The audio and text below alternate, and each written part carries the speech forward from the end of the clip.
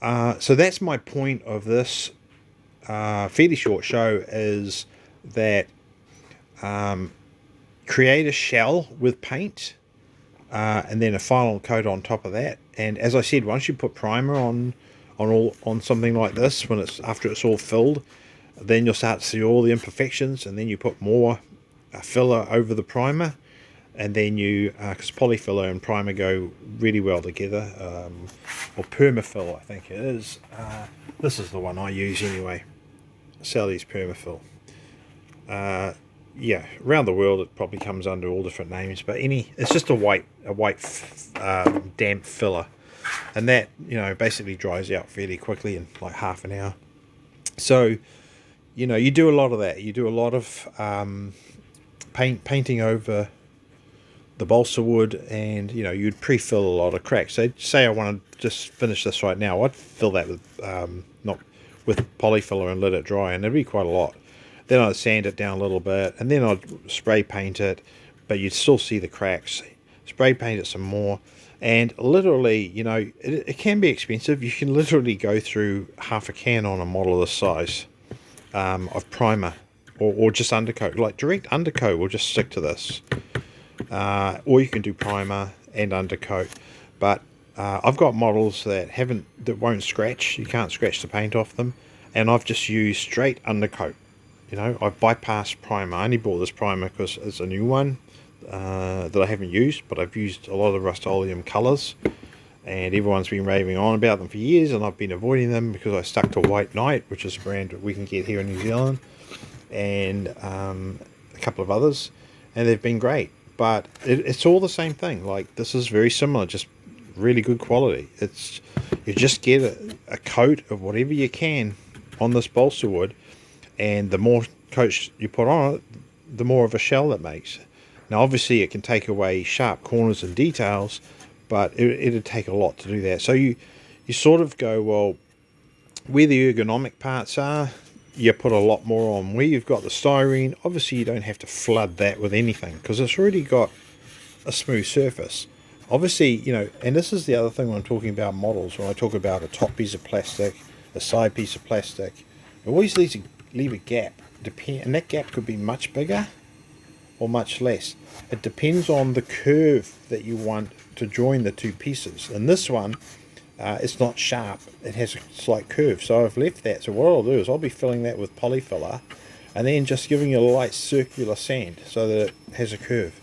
Then I'll spray it a couple of times, and then you'll see, oh, the polyfiller's a bit lumpy. Sand it down, spray it again, adding more onto this, but not too much that it's going to take away that nice deep crease in there and this sharp edge there and all that sort of thing.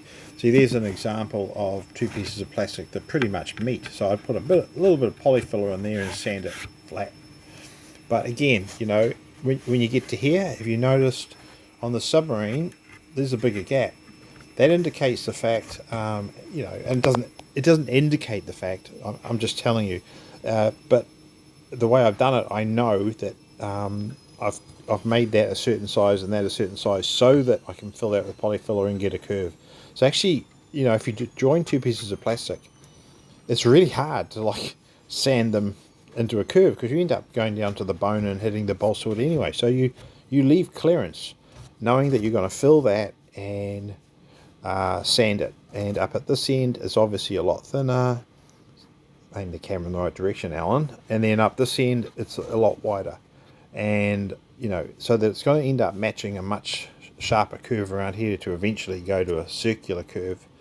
So that's just another hint and tip and hint that I can give you.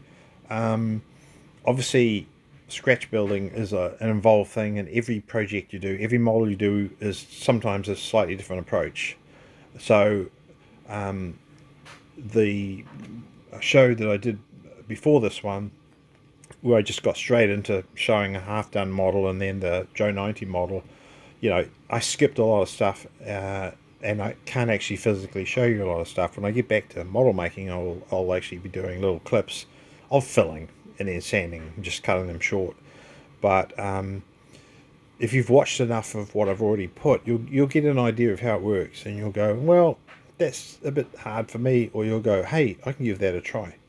But, you know, as complicated as this one may look to a beginner, there are models that you can do that haven't got so much ergonomic stuff on it, and perhaps something like a vehicle, you know, with flat sides, flat roof, and then you just got to source some tires for it, you know, is a better place to start. It's up to you to decide. But I will talk about, you know, other vehicles as well as planes that I got in my collection. And so once I've done this, you know, it's more of a visual, verbal, hey, can you get this type of thing? But then I'll start showing you just the finished models and point out how I did it on this model and how I did it on that model, and your head will, if you've seen this video, will refer back to, oh, the submarine and the other planet, the Skythrust, and that's how he did it, and that's how he got the finish, you know, and that's how he got so much paint on it so that it looks like it's all one, you know. Anyway, I'm going to stop raving, and I'll cover more of the finished models on the next show. I'll also show you some converted toys, because that's always a good one, where you get a toy. For instance, I haven't done this one yet, but this there's two versions of this in the show that I know of. In I think it's Joe 90. It's just you know, a worn out boat that Joe 90 hires. I'm not sure, Seahorse I think it's called, and yet in Thunderbirds it's used as a search and rescue vehicle with big hydroplanes underneath and stuff like that. I've got the boat. I'll have to dig it out. It's not in this box, but that's the other thing, you know, when you take a toy that they used, if you can find one or have the money to pick them up, because everyone seems to know what they're worth now. They always put as used in Thunderbirds, you know, and so this is a 1960s toy, you know, so you can, you know, I'm actually probably going to build that into the Seahorse, not because it's easier, it's just I like the idea of the Seahorse just being a weathered looking older yacht that they hired to go out in the water, whereas it's a missed opportunity, I guess, but the hydrofoil type boat in Thunderbirds, where the whole front lifts up and has all this detail and lots on top and everything, is fascinating, but it's got a lot of bits that'll break off, and I don't really have the room to store that. Whereas the version, I think it's a Seahorse, on Joe 90, is pretty much just what you see there with some added extras, and it's a totally white paint job and some stuff like that. So it'll be easier, but it'll also be recognizable. I'm not sure, but I think it might be one of the surviving props, because there's only a few.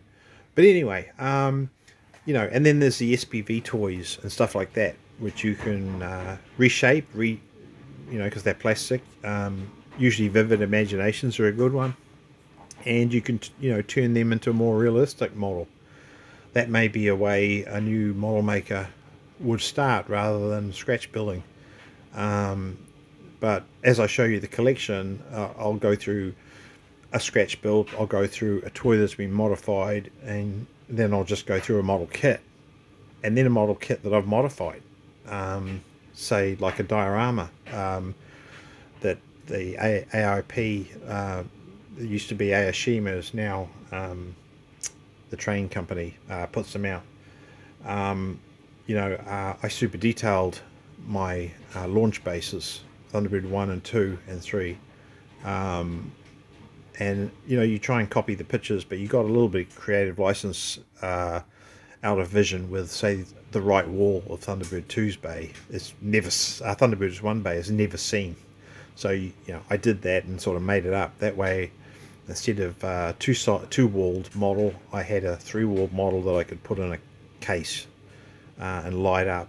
So, you know, we'll go over stuff like that, and that's not scratch building, that is kit bashing. So, you know, putting an extra wall and trying to detail a lot of garbage on it that's not seen on the show, but matches what might be on a wall next to the orange squeezer, lemon squeezer, if you know about that, on the back of Thunderbird 1's launch bay, and all the other piping and details. You know, that's where collecting that stuff out of my drawers, well, my drawers, not my pants, that's where that'll come in handy, you know, for detailing stuff like that. I can't push the importance of collecting, if you're going to get into scratch building or kit bashing, where you want to make diorama backgrounds and things. I can't put upon you enough to collect as much, if you got the room, junk as you can. You know, get a big cardboard box, whatever, under your bed, and just get as many old toys and bits and pieces and things that look interesting, and things like little domes and stuff that can be converted into fire engine sirens for a car. You know, things like that. Really important to collect. Handrails, rockets, pieces, anything. Even the sprues. Now, the sprues are something that come on a plastic kit. You know, like this. You know, that's a sprue. If you don't already know, there's some little detail stairs there. Oh, a bit broken, but you know, you can actually use parts of sprues, which is what they did in Thunderbirds. At the very beginning, we see Thunderbird 1 at the top of its launch bay, about to go down the ramp. You can see sprues just stuck on the wall in various places, as well as other detail.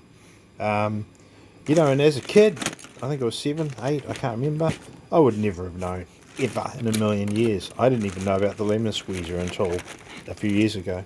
Oh, there's a typical bridge girder that's seen in just about every episode of every show of Thunderbirds. For instance, you know, that's one of the Thunderbird 1 launch pad supports that go around the side of it, so you could work out the scale of Thunderbird 1 from that. So yeah, I'd go online, they're not cheap, and get a girder kit as well, because if you're going to do a diorama or something like that, here's part of it. You can cut it up, you can do so much with it. You know, these line the walls of Thunderbird 2's launch bay. You know, and they're basically done as like a tower, and they're everywhere, absolutely everywhere, and so are these. So you know, if you're building studio scale, you want this stuff. If you're not, you can still use this stuff. I think I used this on the base of my Empire State Building moving machine diorama, because in the show there are lots of scenes of it, but you know, you can't tell what the stuff is, so I think I use that as part of the base to slide it on. It's actually up here, but it's wrapped in a bag, because it's been in storage for a while. So you can make some detail out there, lampposts and what have you, and then there's the Empire State Building. Quite hard to see. A lot of you would have seen it on the posts and stuff on the various groups. But there's the red machine, if you can hear me from there. You know, look in there and you can see how it slides on this 2 pieces of balsa wood